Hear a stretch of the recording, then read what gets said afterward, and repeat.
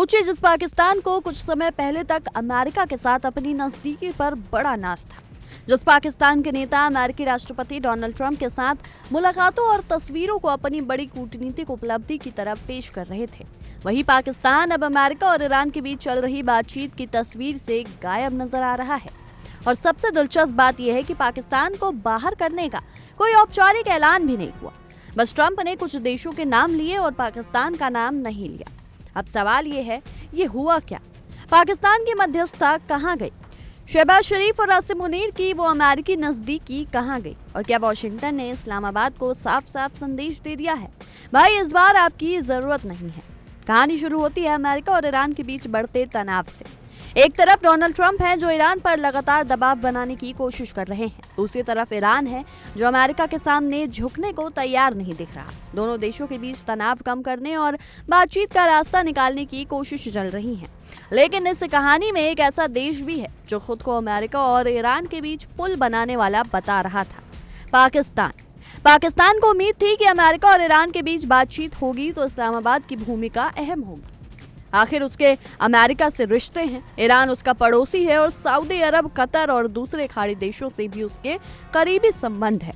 यानी पाकिस्तान को लगा कि उसके पास तो पूरा नेटवर्क है, अमेरिका से बात कर सकते हैं, ईरान से बात कर सकते हैं, खाड़ी देशों से बात कर सकते हैं, मतलब कूटनीति का पूरा पैकेज तैयार है। लेकिन फिर ट्रंप ने बयान दिया और तस्वीर कुछ अलग दिखाई दी। ट्रंप ने कहा कि सऊदी अरब, संयुक्त अरब अमीरात और कतर ने अमेरिका को ईरान पर बड़े सैन्य हमले से पीछे हटने और बातचीत का रास्ता अपनाने के लिए प्रोत्साहित किया। उन्होंने इन देशों की भूमिका का जिक्र किया लेकिन पाकिस्तान का नाम नहीं लिया। अब जरा पाकिस्तान की स्थिति समझिए। जिस देश को खुद लगता था कि वो अमेरिका और ईरान के बीच मध्यस्थ की भूमिका निभा सकता है, अमेरिकी राष्ट्रपति उसी बातचीत का जिक्र करते हुए पाकिस्तान का नाम तक नहीं लेते। ये सिर्फ एक नाम छूटना नहीं हो सकता, ये कूटनीतिक प्राथमिकताओं का संकेत भी हो सकता है। हालांकि ये कहना जल्दबाजी होगी कि पाकिस्तान पूरी तरह बातचीत से बाहर हो गया है, क्योंकि जून 2026 में अमेरिका और ईरान के बीच बातचीत के दौरान पाकिस्तान और कतर को औपचारिक रूप से मध्यस्थ पक्ष बताया गया। कतर के विदेश मंत्रालय ने भी पाकिस्तान की अगुवाई वाली मध्यस्थता का समर्थन किया था। 22 जून को स्विट्जरलैंड के बर्गेन स्टॉक में हुई हाई लेवल बैठक में अमेरिका और ईरान के साथ पाकिस्तान और कतर दोनों मध्यस्थ पक्ष के तौर पर शामिल हुए थे। उस समय परमाणु मुद्दे, प्रतिबंधों और आगे की बातचीत के लिए मंच बनाने पर चर्चा हुई थी। यानी उस वक्त पाकिस्तान के पास एक ही भूमिका थी। लेकिन अब ट्रंप के बयान में सऊदी अरब है, यूएई है, कतर है और पाकिस्तान नहीं है। तो क्या इस्लामाबाद की कुर्सी खिसक गई या फिर पाकिस्तान को कूटनीतिक बेंच पर बिठा दिया गया? यही सवाल सबसे ज्यादा दिलचस्प है, क्योंकि पाकिस्तान के सामने असली समस्या सिर्फ अमेरिका नहीं है, उसकी समस्या उसका पूरा संतुलन है। पाकिस्तान एक तरफ अमेरिका के साथ रणनीतिक संबंध बनाए रखना चाहता है, दूसरी तरफ ईरान उसका पड़ोसी है, सऊदी अरब के साथ उसके पुराने संबंध हैं, यूएई और कतर के साथ भी उसके आर्थिक और राजनीतिक रिश्ते हैं। यानी पाकिस्तान एक साथ कई नावों पर पैर रखकर खड़ा है। और भाई, अंतर्राष्ट्रीय राजनीति में 4 नावों पर पैर रखने की कोशिश कभी कभी बड़ी मुश्किल में डाल देती है। अगर पाकिस्तान ईरान के बहुत करीब जाता है तो अमेरिका को चिंता हो सकती है, अगर अमेरिका के बहुत करीब जाता है तो ईरान को शक हो सकता है, अगर सऊदी अरब के साथ ज्यादा नजदीकी दिखाता है तो तेहरान अलग संदेश ले आता है, और अगर ईरान के पक्ष में ज्यादा झुकता है तो वॉशिंगटन नाराज हो सकता है। इसलिए पाकिस्तान के लिए मध्यस्थता की कुर्सी जितनी आरामदायक दिखाई देती है, असल में उतनी है नहीं। अब दूसरी तरफ सऊदी अरब, यूएई और कतर को देखिए। इनके लिए अमेरिका ईरान तनाव सिर्फ कूटनीतिक खबर नहीं है, ये सीधा उनकी सुरक्षा और अर्थव्यवस्था से जुड़ा है। हॉर्मुज़ स्ट्रेट में तनाव बढ़ता है तो तेल निर्यात प्रभावित हो सकता है, समुद्री व्यापार पर असर पड़ सकता है, शिपिंग महंगी हो सकती है, बीमा लागत बढ़ सकती है, और अगर तनाव युद्ध में बदल गया तो पूरे खाड़ी क्षेत्र की सुरक्षा खतरे में पड़ सकती है। इसलिए इन दोनों देशों की कोशिश स्वाभाविक रूप से यही होगी कि अमेरिका और ईरान के बीच बड़ी जंग ना छेड़े। ट्रंप के मुताबिक सऊदी अरब, यूएई और कतर ने अमेरिका को ईरान पर बड़े सैन्य हमले करने से पीछे हटने और बातचीत का रास्ता अपनाने के लिए प्रोत्साहित किया। मतलब जिन देशों को सबसे ज्यादा खतरा है वही अब अमेरिका से कह रहे हैं, भैया थोड़ा रुकिए, पहले बात कर लीजिए। और यही पाकिस्तान के लिए बड़ा सवाल है। अगर अमेरिका सीधे खाड़ी देशों से बात को प्राथमिकता दे रहा है तो पाकिस्तान की मध्यस्थता कितनी प्रभावी रह गई? क्योंकि पाकिस्तान खुद को लंबे समय से मुस्लिम दुनिया और पश्चिम के बीच एक संभावित पुल के रूप में पेश करता रहा है। लेकिन पुल बनने के लिए सिर्फ दोनों किनारों से रिश्ते होना काफी नहीं है, दोनों तरफ भरोसा भी होना चाहिए। और पाकिस्तान के सामने सबसे बड़ी चुनौती यही है, क्या अमेरिका और ईरान दोनों उसे भरोसेमंद मानते हैं। अमेरिका के नजरिए से देखें तो पाकिस्तान के ईरान के साथ भौगोलिक और सामाजिक संबंध है। ईरान के नजरिए से देखें तो पाकिस्तान के अमेरिका और खाड़ी देशों के साथ मजबूत रिश्ते हैं, यानी दोनों तरफ से सवाल उठ सकते हैं। अब यहाँ ओमान की भूमिका भी बेहद अहम हो जाती है। ईरान का कहना है कि फिलहाल हॉर्मुज स्ट्रेट में जहाजों की सुरक्षित आवाजाही को लेकर उसकी बातचीत ओमान के साथ हो रही है, यानी इस समय मस्कट का एक महत्वपूर्ण बातचीत केंद्र के रूप में सामने आ रहा है। दूसरी तरफ कतर भी सक्रिय है, दोहा भी सक्रिय है, सऊदी अरब और यूएई भी सक्रिय है। और इस पूरी तस्वीर में पाकिस्तान फिलहाल थोड़ा पीछे दिखाई दे रहा है। अब जरा पाकिस्तान की राजनीति के नजरिए से देखिए। हाल के दिनों में पाकिस्तान के नेताओं ने अमेरिका के साथ अपनी नजदीकी को काफी प्रचारित किया है, मोटिवेट किया है।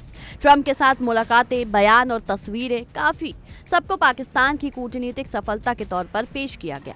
लेकिन अंतर्राष्ट्रीय राजनीति में तस्वीर और वास्तविक प्रभाव में बहुत फर्क होता है। तस्वीर में आप राष्ट्रपति के साथ खड़े हो सकते हैं, लेकिन असली सवाल तब पूछा जाता है जब कोई बड़ा संकट आता है। जब अमेरिका को तय करना हो कि ईरान के साथ बातचीत में किस देश की मदद ली जाए, तब किसका फोन उठाया जाता है, किस देश के प्रतिनिधि को कमरे में बुलाया जाता है, किस देश की सलाह को गंभीरता से लिया जाता है। और फिलहाल ट्रंप के बयान में सऊदी अरब, यूएई और कतर के नाम सामने आए हैं, पाकिस्तान का नहीं। यही इस खबर को महत्वपूर्ण बनाती है। लेकिन इसका मतलब ये नहीं कि पाकिस्तान की भूमिका पूरी तरह खत्म हो गई। कूटनीति का बड़ा हिस्सा पर्दे के पीछे चलता है। कई बार जो बातें कैमरे के सामने नहीं कही जाती, वो बंद कमरे में सबसे महत्वपूर्ण होती। संभव है पाकिस्तान किसी अप्रत्यक्ष चैनल के जरिए संपर्क में हो, संभव है वो अगले दौर की बातचीत के लिए भूमिका तैयार कर रहा हो, और ये भी संभव है कि अमेरिका फिलहाल खाड़ी देशों को प्राथमिकता दे रहा हो, क्योंकि संकट सीधे उन्हीं की सुरक्षा से जुड़ा है।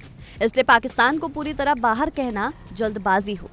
लेकिन ये भी सच है कि फिलहाल पाकिस्तान को वो सार्वजनिक महत्व नहीं मिल रहा जिससे उसकी उम्मीद है, और यही इस्लामाबाद के लिए कूटनीतिक झटका है। अब सवाल उठता है कि अगर पाकिस्तान दोबारा केंद्रीय भूमिका हासिल करना चाहता है तो उसे क्या करना होगा।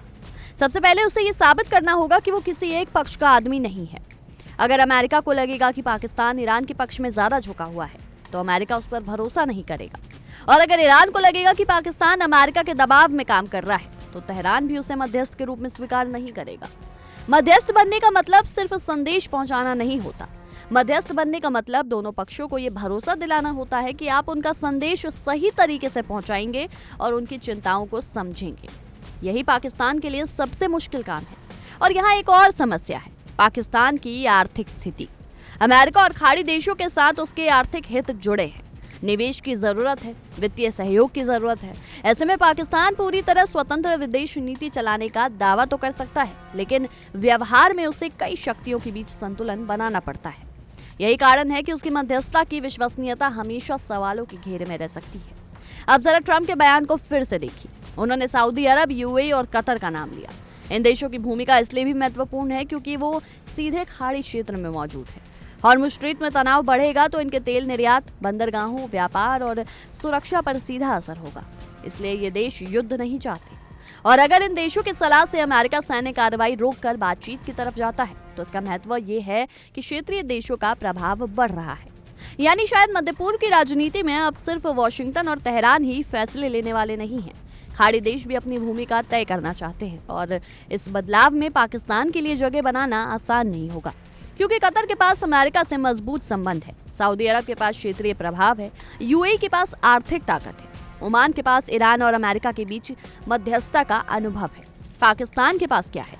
उसके पास अमेरिका से रिश्ते हैं, ईरान के साथ सीमा है, खाड़ी देशों से संबंध है। लेकिन इन सबको एक साथ इस्तेमाल करके परिणाम निकालना उतना ही असली चुनौती है, और अगर वो इसमें सफल नहीं होता तो समस्या सिर्फ एक बातचीत तक सीमित नहीं रहेगी, उसकी क्षेत्रीय कूटनीतिक छवि को नुकसान हो सकता है, क्योंकि पाकिस्तान लंबे समय से खुद को एक महत्वपूर्ण क्षेत्रीय खिलाड़ी के रूप में स्थापित करने की कोशिश करता रहा है। अगर अमेरिका और ईरान के बीच भविष्य की महत्वपूर्ण बैठकों में पाकिस्तान लगातार बाहर रहता है, तो इससे संदेश जाएगा कि उसकी मध्यस्थता की जरूरत कम हो रही है, और यही इस्लामाबाद के लिए सबसे बड़ा झटका होगा। हालांकि अभी कहानी खुली है, अमेरिका और ईरान के बीच तनाव खत्म नहीं हुआ, हॉर्मुज का मुद्दा बना हुआ है, परमाणु कार्यक्रम का सवाल बना हुआ है, और बातचीत को लेकर दोनों पक्षों के बयान भी अलग अलग हैं। ऐसे में आगे कई दौर की बातचीत हो सकती है और पाकिस्तान फिर से अपनी जगह बनाने की कोशिश कर सकता है, शायद पर्दे के पीछे, शायद अगले दौर में, शायद किसी नए समझौते के समय। लेकिन फिलहाल ट्रंप के बयान ने पाकिस्तान को एक अजीब स्थिति में जरूर डाल दिया है। एक तरफ पाकिस्तान के नेता अमेरिका के साथ अपनी नजदीकी दिखा रहे हैं, दूसरी तरफ अमेरिका ईरान संकट में ट्रंप की प्राथमिक सूची में पाकिस्तान नजर ही नहीं आ रहा। यानी दोस्ती की तस्वीर अलग है और कूटनीतिक टेबल की तस्वीर अलग। और अंतर्राष्ट्रीय राजनीति में आखिरकार मायने टेबल की तस्वीर का ही होता है। इसलिए पाकिस्तान के लिए सबसे बड़ा सवाल अब यही है, क्या वो फिर से अमेरिका और ईरान के बीच मध्यस्थ बन पाएगा? क्या शहबाज शरीफ और आसिम मुनीर की अमेरिका से नजदीकी वास्तव में पाकिस्तान को कोई रणनीतिक फायदा दिलाएगी? क्या ईरान पाकिस्तान पर भरोसा करेगा? क्या अमेरिका पाकिस्तान को फिर से महत्वपूर्ण भूमिका देगा, या फिर सऊदी अरब, यूएई, कतर और ओमान जैसे देश इस पूरी कूटनीतिक दौड़ में पाकिस्तान से आगे निकल जाएंगे? क्योंकि फिलहाल तस्वीर कुछ ऐसी है कि पाकिस्तान दरवाजे के बाहर खड़ा है और अंदर अमेरिका, ईरान और खाड़ी देशों की बातचीत चल रही है। दरवाजा पूरी तरह बंद नहीं है, लेकिन इस वक्त चाबी पाकिस्तान के हाथ में भी नहीं है। और शायद यही इस पूरी कहानी का सबसे बड़ा व्यंग है। जिस पाकिस्तान को लगा था कि वो अमेरिका और ईरान के बीच पुल बनेगा, उसे अब ये साबित करना पड़ रहा है कि वो खुद उस पुल पर खड़ा भी है या नहीं। ट्रंप ने नाम लिया सऊदी अरब, यूएई, कतर और पाकिस्तान इस बार सूची से बाहर। अब देखना यही है कि इस्लामाबाद इस झटके से कैसे निकलता है। क्या वो फिर से अपनी जगह बना पाता है? क्योंकि कूटनीति में कभी कभी सबसे बड़ा अपमान ये नहीं होता कि आपको बैठक से निकाल दिया जाए, सबसे बड़ा संकेत ये होता है कि बैठक की चर्चा हो और आपका नाम भी ना लिया जाए। और फिलहाल ट्रंप के बयान ने पाकिस्तान को यही संकेत दिया है।